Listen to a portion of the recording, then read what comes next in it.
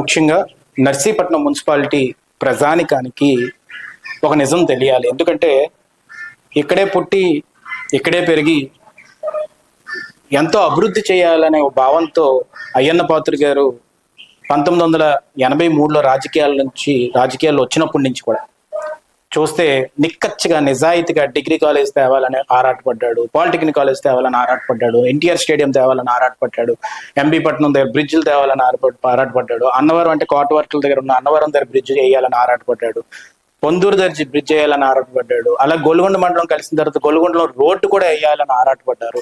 Forest permission పెట్టి ఆ forest permission road తీసుకొచ్చారు, తాండవాకు రోడ్డు వేశారు. ఇన్ని అభివృద్ధి పనులు అయ్యన్న పాత్రుడు గారు ఉన్నప్పుడు ఎందుకు జరుగుతున్నాయండి? ఎందుకంటే అయ్యన్న పాత్రుడు అనే వ్యక్తి ఈ గడ్డ మీద ఉన్న అత్యంత ప్రేమ. దాంతోపాటు ఏంటంటే 2011లో కాంగ్రెస్ ప్రభుత్వం ఉన్నప్పుడు మున్సిపాలిటీ అయినప్పుడు అయ్యన్న పాత్రుడు గారు ఏమన్నారంటే, ఇది ఫస్ట్ గ్రేడ్ మున్సిపాలిటీ అవ్వట్లేదు, థర్డ్ గ్రేడ్ మున్సిపాలిటీ అవుతుందండి. థర్డ్ గ్రేడ్ మున్సిపాలిటీ అంటే మీకు పంచాయతీ కింద లెక్క అవుతుంది, గ్రేటర్ పంచాయతీ కింద లెక్క అవుతుంది, దాంట్లో అంత నిధులు రావు, దానికి మేము చాలా కష్టపడవలసి వస్తుంది. దాంతోపాటు కొన్ని శివారు ఊర్లకు కూడా కొంచెం నష్టం జరగవచ్చేమో, కొంచెం ఆలోచించండి ముఖ్యమంత్రి గారు, ఫస్ట్ గ్రేడ్ మున్సిపాలిటీకి చేయండి అని అడిగారు తప్ప ఆయన వెళ్ళిపోయి కోర్టుల దగ్గరికి వాళ్ళ దగ్గరికి ఎందుకు తిరగలేదంటే ఈ ఊరు నాశనం అవ్వకూడదు, వచ్చిన నిధులు నాశనం అవ్వకూడదు. వచ్చి నిధులు అది కాంగ్రెస్ అవ్వచ్చు, తెలుగుదేశం అవ్వచ్చు, నడిచిన రోడ్డు మీద అన్ని పార్టీల వాళ్ళు నడుస్తారని భావించి ఎక్కడ మెజార్టీలు రాపోయినా కూడా వార్డులో రోడ్లు పడాలి, కాలువలు పడాలి, అన్ని బాగుండాలని అయ్యన్న కాలనీ కూడా మీరు అబ్జర్వ్ చేస్తే ఆ రోజు ఎర్రన్నాయుడు గారిని తీసుకొచ్చి ఓపెన్ చేయించి అయ్యన్న కాలనీ అని పేరు వాళ్ళు ఒక అభిమానంతో పెట్టుకున్నారంటే అది అయ్యన్న పాత్రుడు గారికి ఉన్న క్రెడిబిలిటీ. అయితే ఇప్పుడు ఒక సస్పెన్స్ అని మీ అందరికీ చెప్పాలి. మొన్న 17వ తారీఖుని మున్సిపాలిటీ మీటింగ్ అయింది. మీటింగ్ రోజు అందరూ గ్రూప్ ఫోటో తీసుకుందాం అని చెప్పి వైఎస్ఆర్సీపీ వాళ్ళు, తెలుగుదేశం పార్టీ వాళ్ళు అందరూ కూడా థ్యాంక్స్ చెప్దాం మున్సిపాలిటీకి, అందరికీ కూడా ఆఫీస్ని కూడా కొంతమంది వదలలేక, ఎందుకంటే మళ్ళీ గెలుస్తారో లేదో తెలియదు, కొంతమంది ఉంటారో లేదో తెలియదు, ఇలా కొంతమంది అందరూ కూడా బాగా రెడీ అయ్యి అక్కడికి వచ్చారు. వచ్చిన తర్వాత తెలుగుదేశం పార్టీ వాళ్ళందరూ కూడా మంచిగా ఒక ఎజెండా ఉంది కదా, ఎజెండాని నిర్మించడం, ఆ ఎజెండాను ఆమోదిద్దాం అని చెప్పి ముందుకు వచ్చి, ఇది లాస్ట్ ఎజెండా అంటే ఒక సెంటిమెంటల్ గా ఎమోషన్ గా ఫీల్ అవుతారు. ఇప్పుడు ఎమ్మెల్యేలు అసెంబ్లీకి వెళ్ళినప్పుడు లాస్ట్ రోజు అసెంబ్లీ అనుకోండి, ఈ రోజైనా నిజాయితీగా నిక్కచ్చిగా బతకాలి, నిక్కచ్చిగా ఓ పని చేసి వెళ్ళాలి అని అవినీతి పరులు కూడా ఫీల్ అవుతారు. కానీ 17వ తారీఖు మున్సిపాలిటీ రోజు ఈ నర్సీపట్నం మున్సిపాలిటీ మీద కక్ష విషం కక్కారు. ఎంత కక్ష విషం కక్కారంటే అది చూసి నాకు మతిపోయింది. నేను మున్సిపల్ కౌన్సిలర్ కాదు, మా తమ్ముడు, మా అమ్మగారు వీళ్ళందరూ కూడా ఆ సమయంలో నిలబడి మున్సిపాలిటీని కాపాడుకోవాలి, మన గ్రామాలను కాపాడుకోవాలి, మనం వార్డులు కాపాడుకోవాలని చెప్పి వాళ్ళిద్దరు నిలబడ్డారంటే అది చిన్న విషయం కాదు. వాళ్ళు ఒక నిక్కచ్చిగా నిజాయితీగా ముందుకు తీసుకెళ్లారు. ఆ రోజు వాళ్ళకి తెలియలేదు ఈ విషయాన్ని. వైఎస్ఆర్సీపీ ఉన్న దాంట్లో కొంతమంది కౌన్సిలర్లు ఎవరికో ఫోన్ చేస్తే ఆ విషయాన్ని కక్కారనే విషయం ఎవరికి తెలియదు. దీనికి కౌంటర్ ఇచ్చుకోండి మీరు వైఎస్ఆర్సీపీ వాళ్ళకి కూడా నేను చెప్తున్నాను. ఎందుకు నేను ఈ మాట అంటున్నానంటే, ఒక యువకుడు ఇప్పుడే నేను బయటకు వెళ్తుంటే కలిసి అన్న నేను ఆర్టీఐ యాక్ట్ కింద దేని కిందో ఒక విన్నపం పెట్టుకొని నేను ఒక సమాచారం తీసుకొచ్చాను, నాకు దిమ్మ తిరిగిపోయింది, నీకు నేను చెప్పాలి. ఎందుకు నేను చెప్పాలంటే ఇది కానీ ప్రజలకు చెప్పకపోతే ఈ విషయం ఎలా కక్కారనేది ఎవరికి తెలియదు. ఇది ఎవరో ఫోన్ చేస్తే బయటకు వచ్చిన టీ షాపుల దగ్గర మాట్లాడుకుంటున్నారు, అది విని నేను వచ్చాను, ఇది ఒక్కసారి చూడని చెప్పి ఈ పేపర్ చూపెట్టేసరికి నాకు మైండ్ బ్లాక్ అయిపోయింది. ఏంటంటే ఈ పేపరు, దాంట్లో ఎవరైతే చైర్మన్ గారు సుబ్బలక్ష్మి గారు ఒక పేపర్ మీద సంతకం పెట్టిన పేపర్ ఉంది. ఆ పేపరు ఎజెండా పేపర్. ఇది క్లియర్గా చూడాలి అందరూ. నర్సీపట్నంలో పుట్టిన ప్రతి ఒక్కడు చూడాలి, నర్సీపట్నం మున్సిపాలిటీలో పుట్టిన ప్రతి ఒక్కడు చూడాలి, ఈ గడ్డను ప్రేమించిన ప్రతి ఒక్క యువకుడు చూడాలి.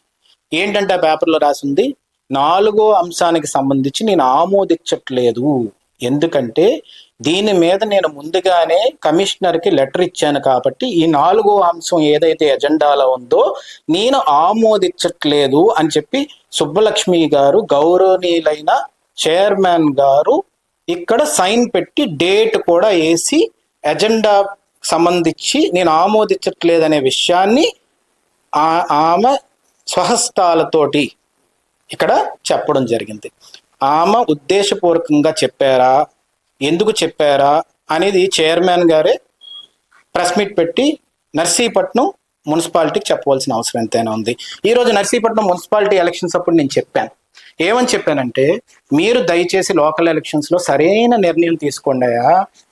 ఏ ఎలక్షన్స్ లో ఏ ఓట్లు వేసినా కానీ లోకల్ ఎలక్షన్స్ లో మీరు తీసుకోవాలి నిర్ణయం. ఎందుకంటే ఎవరైతే ఆ రోజు ఎమ్మెల్యేగా పోటీ చేసిన వ్యక్తికి ఈ ప్రాంతం మీద, మున్సిపాలిటీ మీద ప్రేమ లేదు అని నేను చెప్పాను. ఎవరు నమ్మలే. 2019 నుంచి 24 వరకు వైఎస్ఆర్సీపీ గవర్నమెంట్ లో ఎంత వచ్చిందో తెలుసా? నిధులు 5 కోట్లు మించి రాలా. అది కూడా 15th ఫైనాన్స్ నిధులే వచ్చాయి. తెలుగుదేశంలో వచ్చింది ఇప్పుడు ఇంకా 2 ఏళ్ళు కూడా పూర్తి అవ్వకముందే 32 కోట్లు వచ్చింది. ఎలా వచ్చిందండి? అది సత్తా దమ్ము ఉంటేనే, ఆ నాయకుడు తీసుకొస్తేనే జరిగింది. ఈ నియోజకవర్గం మొత్తానికి ఎంత వచ్చింది? 425 కోట్లు వచ్చింది. ఎందుకు వచ్చిందండి? బల్ల గుద్ది సత్తా ఉన్న నాయకుడు ఉన్నాడు కాబట్టే వచ్చింది. ఇప్పుడు మళ్ళీ ఇంకో 5 కోట్లు తీసుకురాగలుగుతున్నాం. ఇవన్నీ ఎందుకు చేస్తున్నారు? అయ్యన్న పాత్రి గారికి ఆ గొంతు ఉంది, నోరు ఉంది, గలం ఉంది, క్రెడిబిలిటీ ఉంది, అకౌంటబిలిటీ ఉంది కాబట్టి అయ్యన్న పాత్రి గారు చేయగలుగుతున్నారు. అయితే ఈ అంశం మీద ఈ 4వ అంశం ఏంటి అనేది జనాలు తెలుసుకోవాల్సిన అవసరం ఎంతైనా ఉంది. ఈ 4వ అంశం ఈ ఎజెండాలో మీరు చూడొచ్చు. ఏంటది? ₹1 ఆదాయం వచ్చిన మున్సిపాలిటీ, ₹1 తక్కువ వచ్చినా, ₹1 పైబడి వచ్చినా కానీ వస్తే ₹1 కోటి లేదా అంతకి తక్కువ వార్షిక ఆదాయం వస్తున్నచో నగర పంచాయతీగా మనకి చెప్తారు.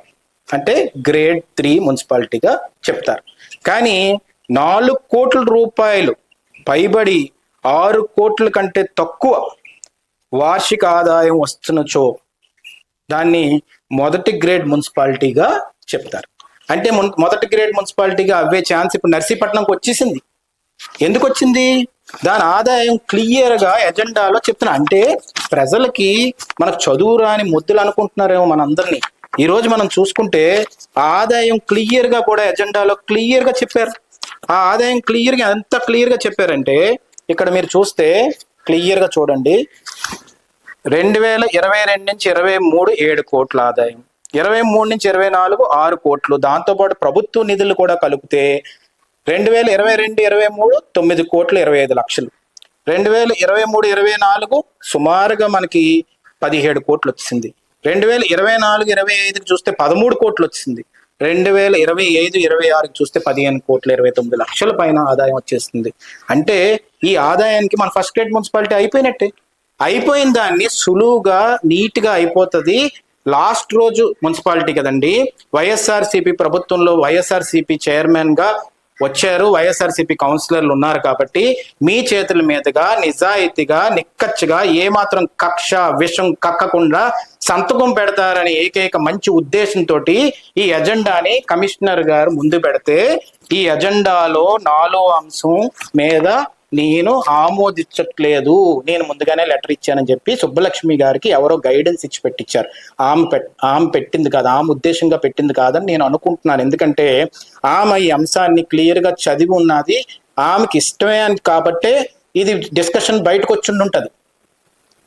కాబట్టి ఈరోజు వెనక్కి ఉండి ఎవరు తీసుకెళ్లారు ఇదంతా? ఎందుకు నేను ఈ మాట అంటున్నానంటే, అక్కడ మాట్లాడుతున్నప్పుడు బల్ల మీద చప్పట్లు కొట్టి ఓ ఆమోదం ఇస్తున్నాను, నేను 4వ పాయింట్కి మేము అందరం ఒప్పుకుంటున్నాం, ఫస్ట్ గ్రేడ్ అయిపోతుంది. అయితే ఫస్ట్ గ్రేడ్ అవుతే ఏమవుతుంది తెలియాలి కదా ప్రజలకు కూడా. సెంట్రల్ గవర్నమెంట్ నుంచి ఎక్కువ నిధులు వస్తాయి, అండర్ గ్రౌండ్ డ్రైనేజ్ చేసేసుకోవచ్చు. డ్రైనేజ్ సిస్టమ్ ఎంతో బాధపడింది. నేనే ఎగ్జాంపుల్, నేను వరల్డ్ బ్యాంక్కి వెళ్ళాను దీని మీద థీసిస్ మీద, మీకు పేపర్ కట్టింగ్ కూడా చూపెడతాను. ఆ రోజు వరల్డ్ బ్యాంక్ కి నేను అండర్ గ్రౌండ్ డ్రైనేజ్కి వెళ్ళినప్పుడు కానీ, వెంకయ్యనాయుడు గారు అర్బన్ శాఖ మంత్రివర్గంగా ఉన్నప్పుడు చెప్పినప్పుడు కానీ, ఆయన దగ్గరికి వెళ్తున్నప్పుడు ఆయన అన్నారు, అమ్మా గ్రేడ్ 1 ఉంటే నేను ఏదో చేసేవాడిని అమ్మా అన్నారు. అప్పుడు నాకు బాధ అనిపించింది. ఈ రోజు చూస్తే మనకు పాపులేషన్ పెరిగిపోతుంది, డ్రైనేజ్ సిస్టమ్ మొత్తం రూయన్ అయిపోయి ఉంది.